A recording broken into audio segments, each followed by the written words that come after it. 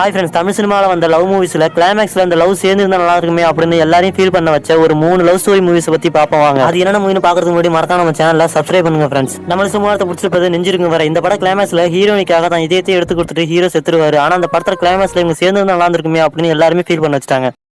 காதலிக்கும் போது எல்லாரும் சொல்லுவாங்க உனக்காக இதயத்தை கொடுக்குறேன்னு. உண்மையிலே எனக்கு அந்த பாக்கியம் கிடைச்சிருக்கு. நம்ம இடத்த பிடிச்சிருப்பது சீதாராமன். இந்த படத்தோட கிளைமேக்ஸ்ல ஆடியன்ஸ் எல்லாருமே இவங்க 2 பேரும் சேர்ந்துருப்பான்னு தான் நினைச்சிருப்போம். ஆனா கிளைமேக்ஸ்ல ஹீரோவை கொன்னுடுவாங்க. மாதம் 600 ரூபாய் சம்பாதிக்கும் ராணுவ வீரனுக்காக அனைத்தையும் உதறிவிட்டு வந்த இளவரசியை இந்த ஜென்மத்திற்கு விடை பெறுகிறேன். நம்ம மதத்தை பிடிச்சிருப்பது இயற்கை. இந்த படம் கிளைமேக்ஸ்ல அந்த கேப்டன் வராம இருந்திருக்கலான்னு ஆடியன்ஸ் எல்லாருமே ஃபீல் பண்ண வச்ச படங்க இது.